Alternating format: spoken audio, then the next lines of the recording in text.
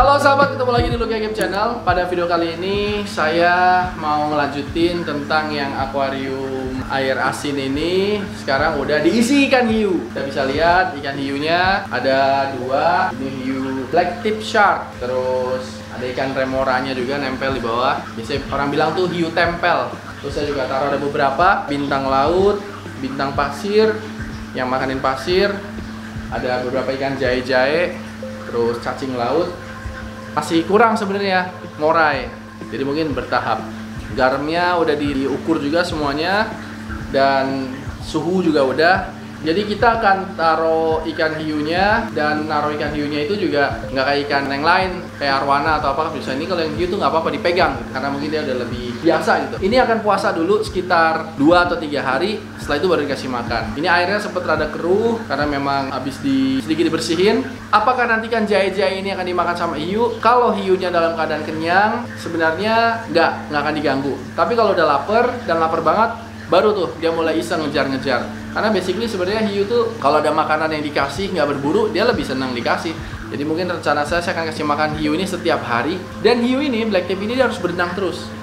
Karena kalau dia nggak berenang, dia susah napas. Jadi dia berenang terus supaya bisa bernapas. Ini cara bernapas binatang purba lah, istilah ikan-ikan masih primitif nih. Dan black tip shark ini adalah salah satu jenis hiu yang terkecil, tidak dilindungi tentunya. Dan uniknya lagi, black tip shark ini bisa beradaptasi ke air tawar. Jadi dari air asin terus ke payau dia bisa, bahkan air tawar. Nah, apakah dia akan membesar atau tidak di akuarium ini? Ini kan ukurannya 4 meter kali 125 cm. Sementara maksimal hiu ini mungkin cuma 1,5 meter di alam. Itu pun kalau dilepas di samudra yang luas gitu. Jadi kalau misalnya ditaruh di akuarium seperti ini, dia paling cuma di 80 cm. Maksimal di 1 meter, tapi itu pun akan waktunya sangat lama. Jadi dia bisa tetap di sini untuk jangka waktu yang cukup lama, bisa menghibur dan bisa berenang dengan tenang. Banyak yang menanyakan, itu ikan remoranya sebenarnya ngapain? Ikan remoranya itu sebenarnya nggak makanin kutunya hiu, karena kayaknya hiu nggak ada kutunya, tapi dia itu memang nempel. Dan kalau nanti hiunya makan, biasanya kan karena struktur giginya kan kalau makan kan mengkoyak, banyak remahan-remahan yang bertaburan. Nah, itulah yang dimakanin sama si remoranya. Kalau bintang laut ini, bintang jenderal yang besar-besar itu, yang gede-gede, itu makanin apa sih? Itu dia bisa makan sisa-sisa potongan daging ikan yang tercecer di bawah, akan dimakan sama bintang jenderal itu. Dia juga bisa besar tuh, cuman cukup lama. Dia kelihatannya kan kayak batu, tapi dia kalau di air bisa bergerak-gerak gitu, kayak setengahnya jadi kayak lentur. Tapi begitu diangkat ke atas dia jadi keras. Dan kalau suatu hari nanti mati, dia memang jadi kayak karang gitu. Nah, kalau yang satu lagi itu yang ini nih, ini bintang laut. Bintang laut, saya bilangnya sih bintang laut pasir ya, putih ini, karena dia tuh akan makanin lumut. Ini kan banyak lumutnya nih, hijau-hijau nih karena kena lampu. Maka dia akan makanin lumput. Dia akan makanin lumutnya. Jadi kayak tukang bersih-bersih lah. Dan ini ada lagi nih, cacing laut. Dia sebenarnya makanin plankton. Cuman di sini kan belum ada planktonnya. Jadi mungkin dia puasa dulu sampai nanti ada planktonnya. Saya mesti beli plankton. Saya juga nggak tahu sih, apakah memang bisa berkembang biak nggak plankton di akuarium.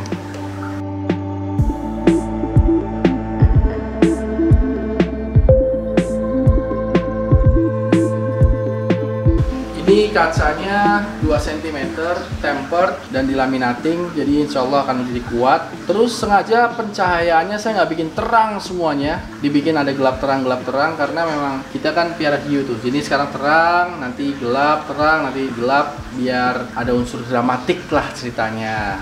Tapi kalau memang pengen akuarium terang semua sih bisa, cuma nanti jadi plain. Saya sih sukanya begini ya, yang gelap terang. Itu ada namanya kerang kima. Kerang kima itu akan melakukan filtrasi.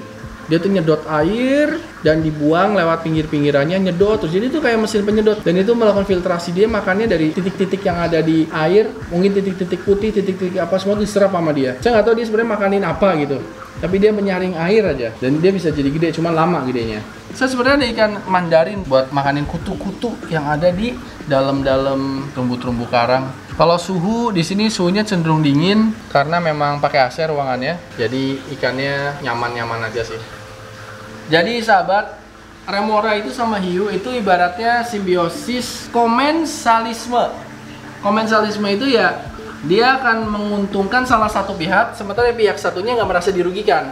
si Remora ini untung dengan cara hiu itu berburu, makan cabik-cabik, banyak sisa-sisa makanannya dimakan tuh sama si Remora. Itulah dia merasa untung. Sementara hiunya sendiri dia nggak rugi dan nggak untung. Itulah simbiosis komensalisme. Kan ada lagi yang parasitisme tuh. Di pertemanan kita banyak lah simbiosis parasitisme. Jadi udah berteman tapi jadi parasit gitu. Nah inilah dia si komensalisme. Apakah Anda punya teman yang melakukan simbiosis komensalisme ataukah parasitisme? Silahkan renungkan.